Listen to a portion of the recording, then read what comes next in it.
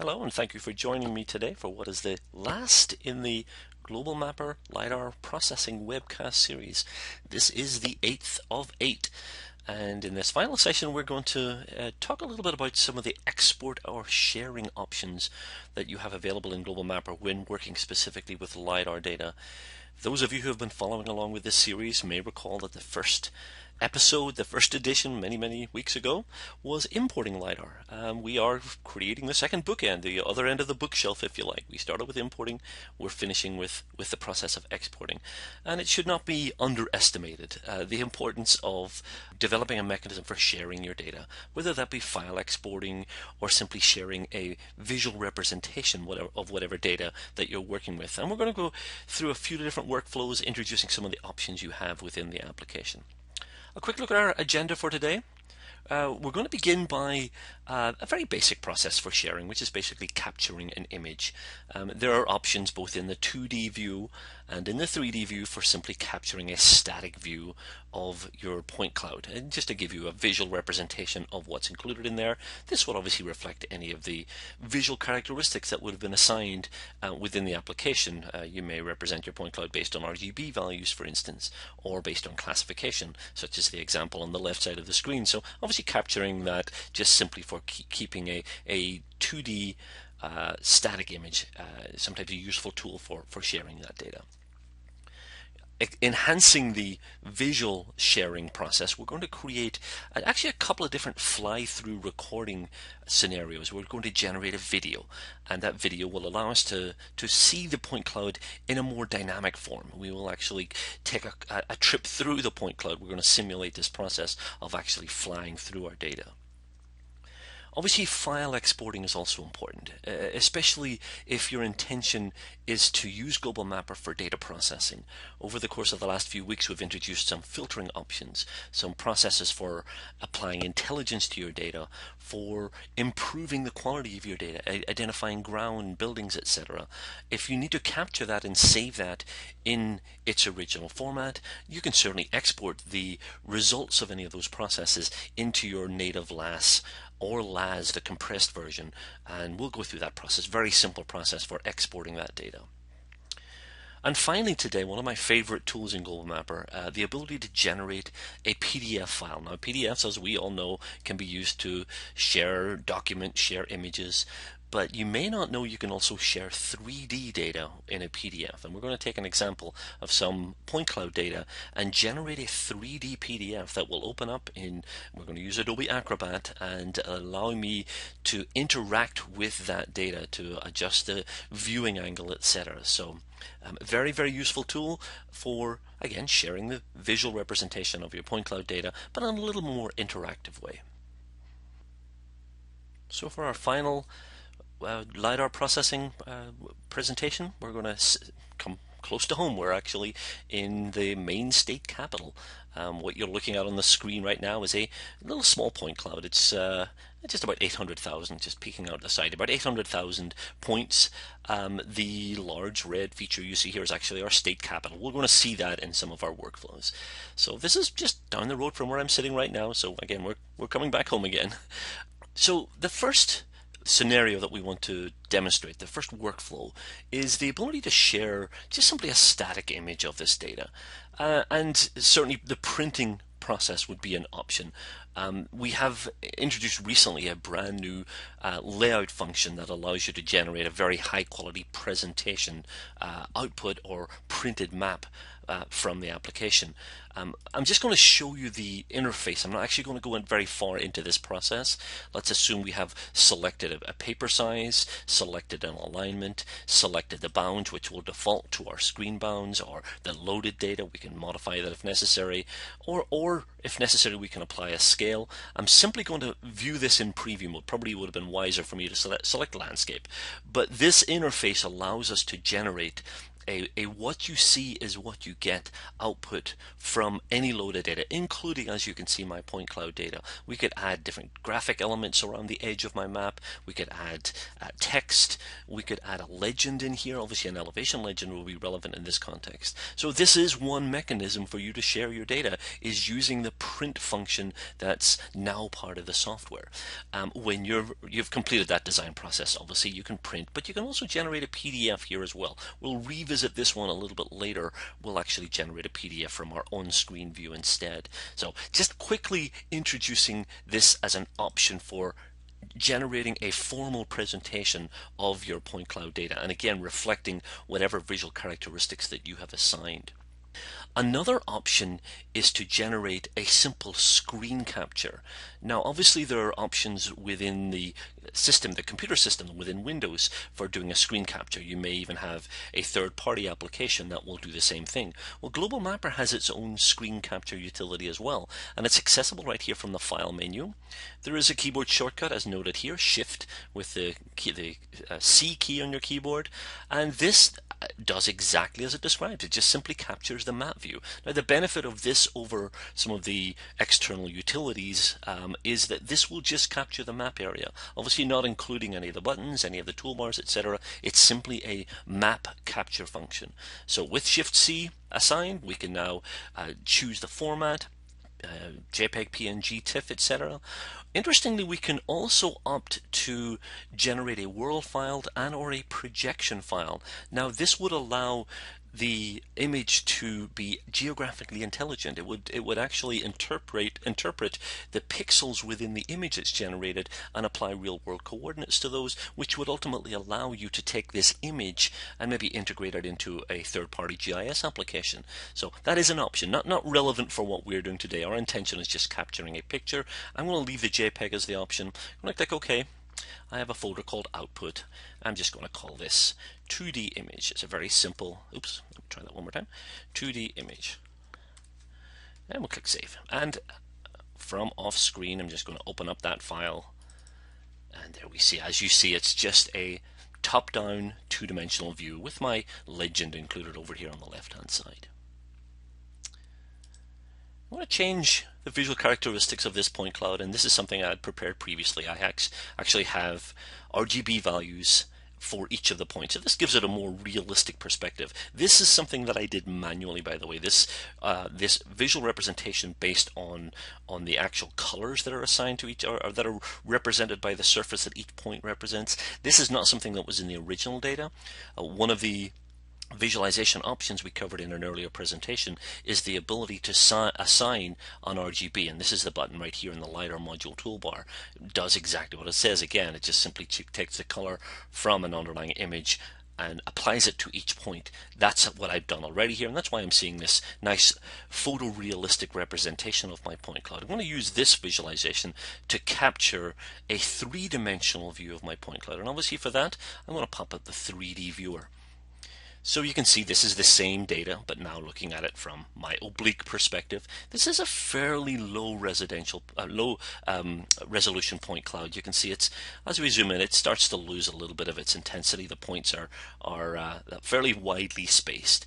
But if I simply want to capture a visualization of just one particular view within the 3D view, you'll see right here there's a camera tool.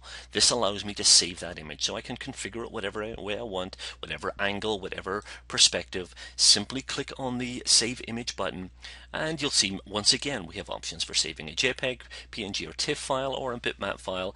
And one of the things that we can do here is increase the size, which basically gives you the option to generate a very large file. We actually use some of these tools ourselves internally for capturing images for some of our marketing work, for doing posters, for instance. It gives you a very high quality output using whatever data you have loaded.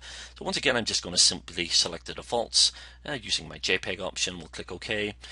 And there's my 2D image that was there previously. I'll just call this one 3D. Oops, once again, I'm holding my key down here. Let's try that again. 3D image. And we'll click Save. And once again, from off screen, I will open up the image, and you'll see once again it's just loaded in Windows Photo Viewer. This is my static oblique representation of my point cloud. So those are just two examples of being able to capture the point cloud for the intention of sharing. Somebody needs to see what you're doing, needs to see your data based on whatever visual rendering you have applied, whether it be RGB or whether it be classification, and simply capture that file 2D, 3D. I've got a couple of JPEGs here I can send to my client or send to my customer. For a more dynamic method for sharing your point cloud data, you can generate a fly-through. And this can be configured in a number of ways. It can be a straight line, it can be a meandering line. You can create a visual representation that you actually fly around an object, and we're actually going to create a couple of these just as examples, very quick examples to show how this process works.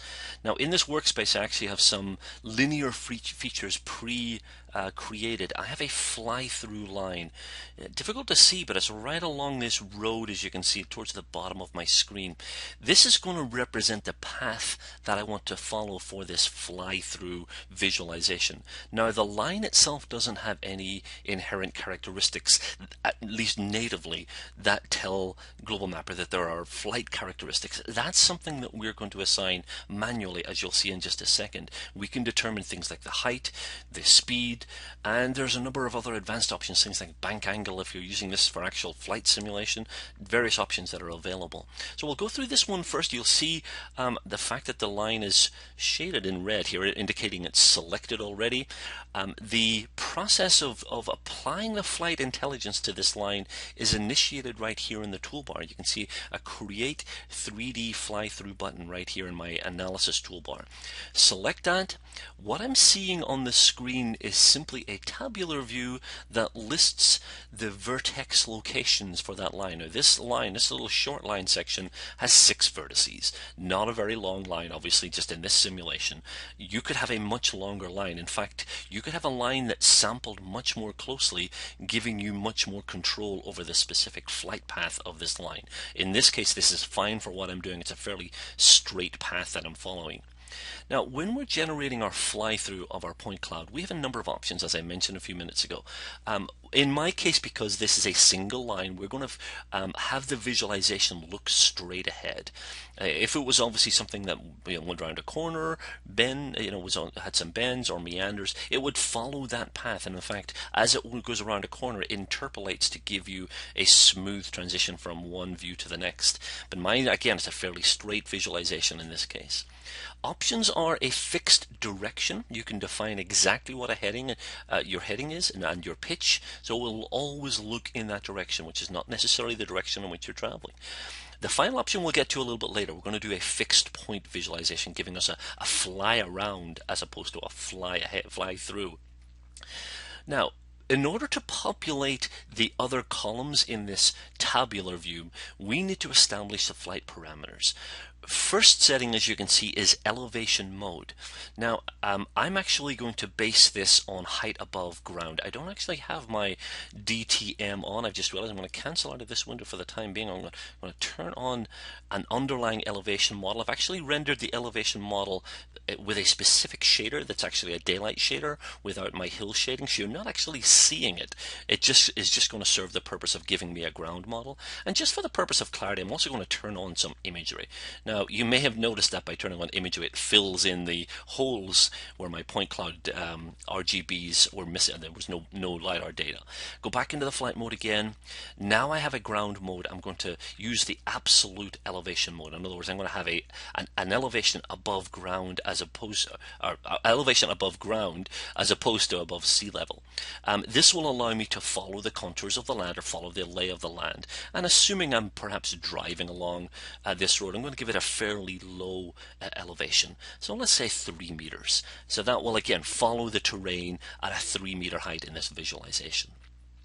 I can set either the duration of the flight or the velocity. If I change one, the other one will follow along. And you can see, simulating the path along this short section, with a 25-second duration, my velocity is about 12 meters per second. I'll change this to 15, and you'll see duration is obviously decreased slightly because of that increased speed. that's really all that we need to set here. The final step, and I often forget to do this myself, I wonder why my fly-throughs don't work, is to click this button, because as I said before, the tabular view at the top of the screen is not yet populated. Generate the fly-through data, or clicking the Generate Fly-Through Data button will now apply those values. We now have our precise absolute Z value, or absolute elevation value, which is determined by the fact that it's 3 meters above the local ground. And you can see this changes as I drive along. There's a bit of a change in height. We're climbing just a little bit. The time, the accumulated time based on my velocity, the actual velocity is not changing. I could change this on a frame by frame basis, by the way. Each of these are editable frames, so I can modify any of the variables as you see here. The heading is a fairly constant heading in my case. The pitch is going to default to 0 in this case, but if you need to adjust the pitch again on a frame by frame basis, pitch being the angle of the view, right now it's looking straight ahead, a negative number would look down, a positive number would look up. And the bank angle, now one of the options I didn't point out here is we do have the option to compute the bank angle from my headings. Now I'm assuming when I'm driving my car I would not be banking, but if this was simulating an aircraft, you may want to apply that bank angle, so the tighter the corner, the steeper the bank, and you'll actually see that it looks realistically how you would fly an aircraft. So again, these are editable if you need. I'm just going to go with the defaults right now, and we'll click OK. Now, nothing has changed visually in the 2D map. The line is still just a line, but if I pop up my 3D view, just waiting for the imagery to fill in just a little bit here. I've got a larger set of imagery tiles. The fly-through visualization options are right in the area where my cursor is right now in the 3D view.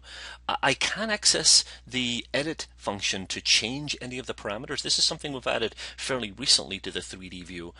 You formerly used to have to go back to the 2D view to make any changes. Now you can do that right here. If you want to modify your velocity, for instance, or apply a bank angle where you didn't previously, you can change those up to change it universally right here. You can also make edits on a frame by frame basis. Now I've just clicked the frame button and you'll see it's now showing me what my first frame looks like. That's the first vertex in the line, and I can change any of the parameters. You can see the edit option here, so I have the same options for defining a more precise elevation value, changing the heading, pitch and bank angle for this specific frame, and indeed I can change the velocity if necessary.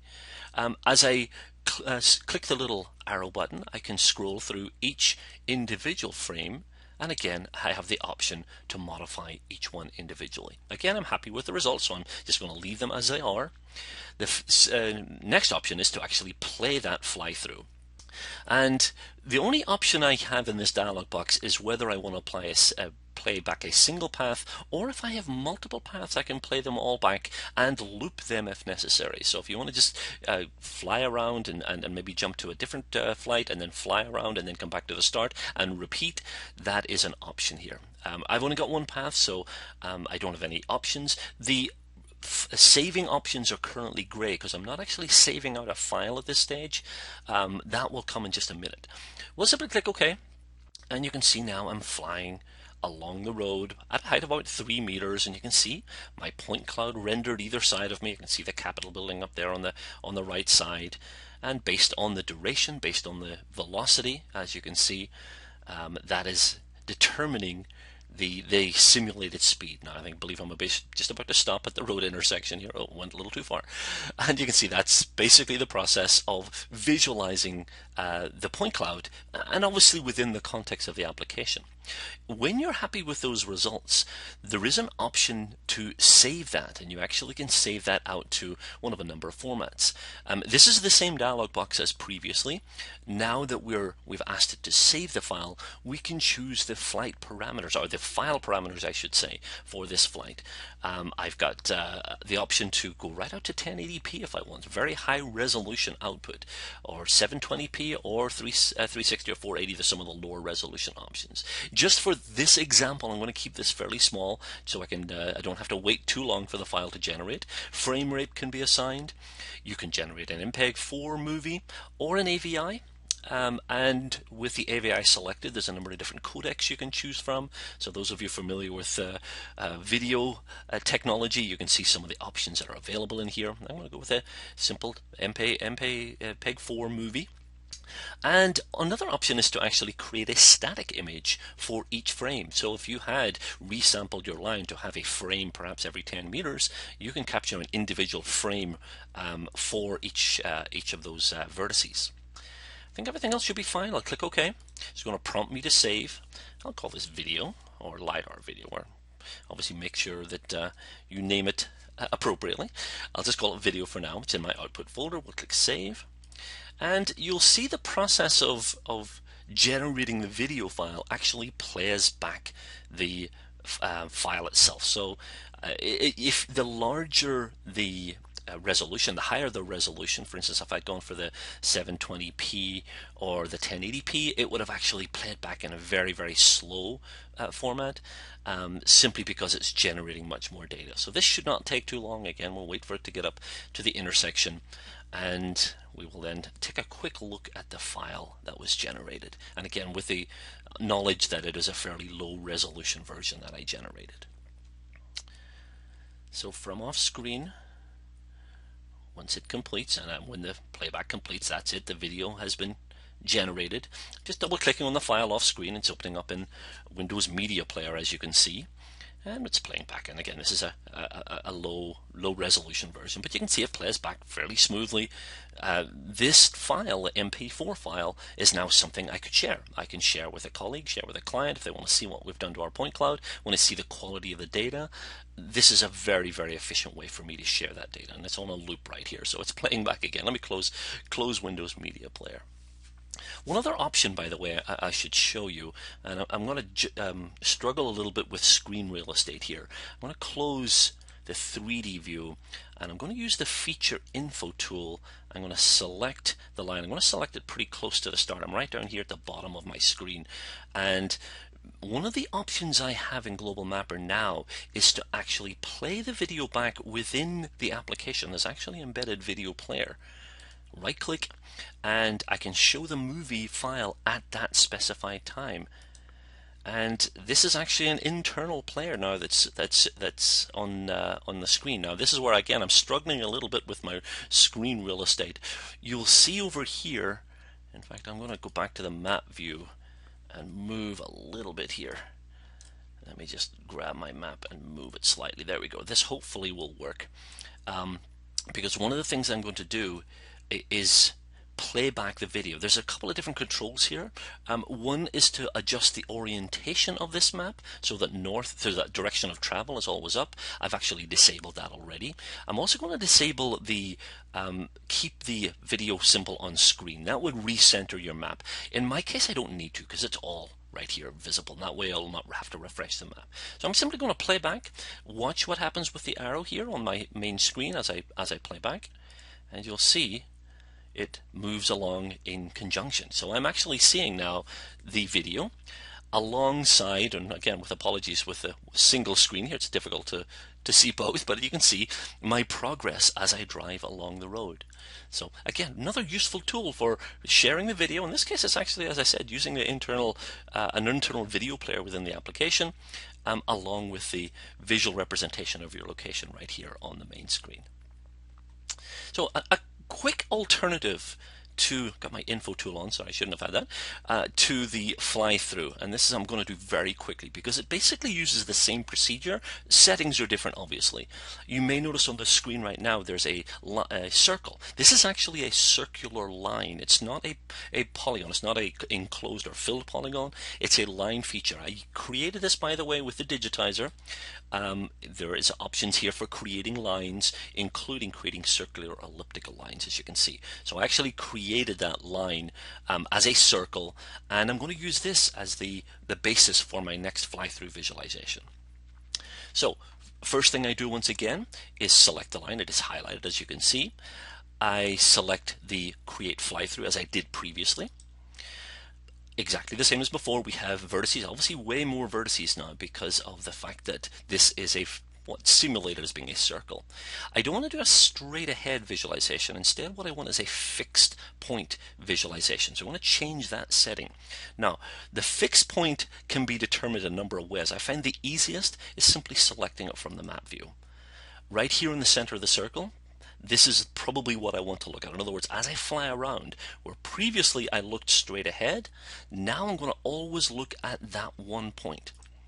The other thing I need to do is to determine the height of the direction. Now this is going to allow me to adjust my pitch. Right now this is set for 46. I think it's about what I had previously. I'm going to bring it down just a little bit. I'm going to set that at about 40 meters. In other words, I'm looking at a point at this specific location about 40 meters above the ground, and I'm going to do this actually in an absolute format. It's going to be an absolute elevation.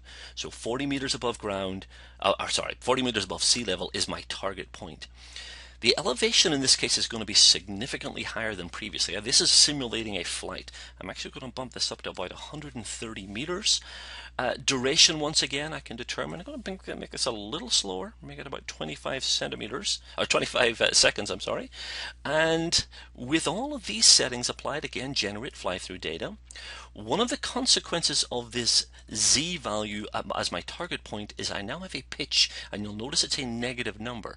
If I lower this or increase this, it will adjust the pitch, it will adjust that angle. I'll just go to 39, which is an approximation of where I am right now. Note what happens to the pitch when I change that.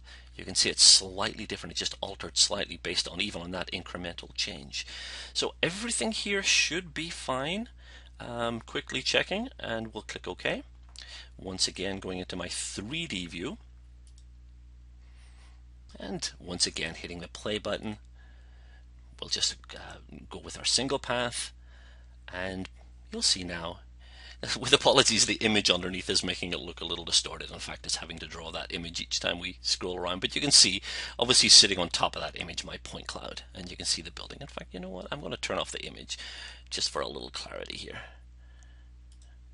And we'll go back into our 3D view once again. And once again, we'll hit our play button. And there we go. The underlying white, by the way, is the terrain model. So you can see now the rendering of my 3D view in a fly around. I'm always looking at that building. So this is a very useful tool, once again, for sharing. This again could be output in a video file. I'm not going to do it in this example. I'm not actually going to generate the file, but I could output a movie file, send that to my client so they can see a pre-packaged view of whatever the data is supposed to represent. So the final workflow that we're going to follow is the generation of a PDF. You can generate a standard PDF, a top-down 2D PDF from the file menu. From our export, there is an option, as you can see, to generate a PDF file. This is a geospatial PDF, so it's essentially a visual representation of what we see on the screen from a top-down perspective. What we're going to do instead is generate a 3D PDF, and the 3D PDF is one of the options that's available in our 3D format submenu. If I select that, a number of options in here for generating some of our models, Collada models for instance, or SketchUp files. I'm going to choose specifically 3D PDF. And we'll click OK. Now when we do this, it's going to give us a dialog box that looks very similar to a print dialog box. We have options for determining page size, orientation, etc., as well as margins. I'm going to change a couple of the settings here. In my case, I'm not really concerned about the page size. I do want to make the orientation landscape in this case, just to make it kind of a horizontal perspective. I also want to limit the extent of what I'm going to generate in this file. I'm interested in just the area around the Capitol building here. So we'll define that based on this box selection. And one thing to note here, and you can use this tool for generating 3D PDFs of terrain or of any 3D data, when you're dealing with LiDAR specifically, LiDAR points do not render very well in a PDF. The points themselves do not render well. So one of the things that we have added here is the option to actually render LiDAR points as short little lines, and we have that box checked. I would recommend keeping that checked if you're dealing with point clouds in a 3D PDF. They look a little cleaner, they look a little clearer. You can actually see them. If you zoom in close, you'll see that they're actually short line segments instead of points, but from a far out perspective that's not apparent. So everything here should be fine. We'll click OK, and once again in my output folder I'm going to call this LiDAR PDF. Oops. And click Save. And as you can see, the PDF has been generated. Again, from off screen, I'm going to double click the LiDAR PDF file, and I'll just drag it into view. This is Adobe Acrobat. I'll just make it full screen so we can see what we're looking at. This is the standard version of Acrobat. I happen to have the Pro version, but the same data format is supported with the standard reader, what you probably have on your PC already. And as you can see, it has generated a 3D PDF. It's a PDF file, but it's a 3D. Now, this is where my expertise lags a little bit. This is not my sphere of expertise, but I do understand some of the controls here. As you can see, I have the ability simply by clicking and holding with my left mouse button. I have the ability to change the perspective of the point cloud. I can use my mouse wheel to zoom in. There are various other controls over here that I have not yet explored, but might be worthwhile if you're interested in this format, exploring these yourself. So this standard PDF file, this is one I generated right here. This standard PDF can be sent to anybody who can open up a PDF, and it gives you a mechanism for sharing your point cloud data, for sharing the visual characteristics of your point cloud data with whomever needs to see what you're doing, needs to see your project. So very, very efficient way, and very cool. I get a lot of oohs and ahs when I demonstrate this in some of my my training classes. Very, very useful. And one of the key words here is interoperability. The fact that it is a format that can be ingested or opened or imported by many different, or by virtually any user who has a PDF application, a PDF viewing application. So actually is one more important step that I inadvertently overlooked, and that's the actual process of exporting LAS data. We imported the file. This is again going back to one of our first presentations. We showed the process of taking an existing LiDAR file, LAS or LAZ, and importing it into the application. If your intention and your workflow is processing that data using Global Mapper to improve the quality of the data, removal of noise, improvement of the classifications, you may then need to export that to deliver to your client. So it is worth noting the process of exporting data. For this, to make this a little more realistic, I'm going to change the visual representation of my point cloud to visualize by classification. And it's quite clear in this case we have an issue because many of the points here are unclassified. A little bit of a recap of one of the tools we introduced earlier in our series, the Auto Ground Classify. As you can see, we've got a lot of unclassified data right in here, especially in this overlap swath right here. I'm just going to use the settings I've applied here. I'm going to click OK, and hopefully we will see a number of additional brown points added to this file. So we're actually improving the quality of the data using this ground detection and automatic reclassification process. And as you can see, a lot more brown in here. We've identified more cleanly the buildings and the vegetation. So this is simulating what some people may use Global Mapper for, cleaning up point cloud data, which leads nicely into the very final part of this series, which is exporting that data. From the File menu, we have our export menu and then a number of sub-menus in here. What we're looking for specifically in this case, because we're exporting to vector, LiDAR as we know is a vector format, we're exporting to vector as well. And two different options, and by the way, I'm not going to go through both. The options for LAS, which is the standard LiDAR format, are exactly the same as those for LAZ, which is the compressed format. Personal recommendation, use LAZ. If it's supported by your client, supported by the software you're intending to export this to, by all means use LAZ as a format, simply because you're going to get much more efficient data management because the file is compressed. You can also, I should say as a sidebar, export this to a GMP file as well, Global Mapper's own proprietary package format. That will also compress your LiDAR very, very efficiently. In fact, in many ways more efficiently than the LAZ format. But in terms of interoperability, using your LiDAR data with a third-party application, obviously you'll want to choose one of these standard point cloud formats. I'm going to choose LAZ in this case. We'll click OK, and very quickly going down the options here. Elevation units, meters, if you for whatever reason need to change that, you can. If you have colors assigned, if one of the workflows that you've performed in Global Mapper is to assign colors to your points, you have the option to maintain those colors in the exported file. You also have the option to save the Z value as a height above ground rather than elevation. Now, this is obviously something you would select if you had a very specific workflow where you were interested in height above ground. You're going to basically replace the elevation value with a height above ground value. We can also filter what's exported. We've seen this dialog box in the past in many of our previous workflows. In fact, just in the last one we were talking about the gridding process, we can filter. You can filter based on any of the criteria, any of the classes, any of the return types, color, elevation range, etc. So if there's a need to filter prior to exporting, you have that option. The vertical coordinate system, sometimes this raises a little bit of confusion. We have the option to write the vertical coordinate system into the file. Now, the thing to note here is you're not actually doing a vertical transformation. By selecting something other than the native vertical coordinate system that's embedded in your file, you're simply writing that data into the header. You're telling the file that the vertical reference system is, for instance, the North American vertical datum of 1988.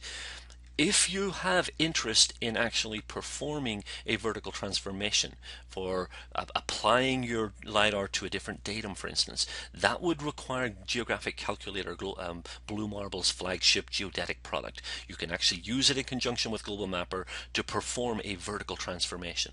What we're doing here during the export process is not a transformation. Again, it's simply asking Global Mapper to write that information into the header.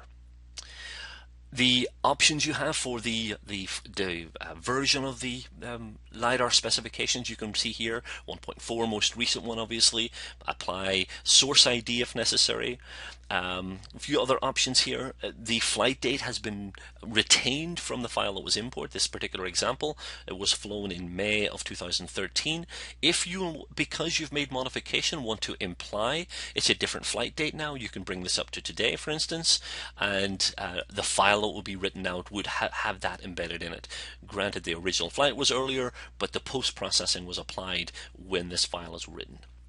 Number of other options in here, custom XYZ offset, or keeping the source file offset if possible are options, as you can see. As with all of our exports, we have tiling. If you're dealing with a very large area, it's recommended, especially as we know point cloud data can get very large. If you want to apply a uniform tiling process, you can do that, or just simply export a subset of your data based on maybe a pre-selected polygon feature or based on what's currently visible on your screen. Again, these options are available prior to exporting. I'm just going to leave these as they are. I'm going to click OK once again. I'm going to write this into my output folder, and I'll call it output LiDAR. So the file that I'm now generating is going to retain the modifications, the edits that I applied. I can then deliver that to a client, having taken the original data and made whatever upgrades or changes to that data that are relevant. So we just looked at a few different options for either exporting or sharing your point cloud data, whether that be in image format, whether that be in video format, as we saw, PDF, or in file format as well. A number of different options, as you can see. Thank you for spending your time, not only with this presentation, but if you've been following along for the previous 7 LiDAR presentations, hopefully you find them useful. If you have any questions on what we covered today, best bet is to contact the folks in our tech support department, geohelp@bluemarblegeo.com. I'll also put this email address in the description at the bottom if you're watching this on YouTube. If you want information on licensing or any sales questions, orders@bluemarblegeo.com is our sales department. Or if you're watching this and you're not currently using Global Mapper, you can certainly download a trial version. There's a 2-week free trial. Just simply download the file, run the installer, and it will prompt you to register. Just select the 2-week trial at that stage and you'll get to use the software free of charge for 2 weeks. If you're using Global Mapper and you're not using the LiDAR module, obviously a primary focus of what we've done over the last few weeks has been the functionality of the LiDAR module. From the help menu in the software, go to the Module License Extension Manager, choose that LiDAR module in there, and it will prompt you again to register. Once again, you can select that 2-week trial of the LiDAR module so you can go through some of the scenarios we've been following. Thank you again for joining me today. The next time we gather, it will be for a live presentation, June 22nd. We will be introducing version 18.2 of Global Mapper. And if you're watching this a little bit further down the road, the recording of that one will probably be on our YouTube channel as well. Thanks for joining me today.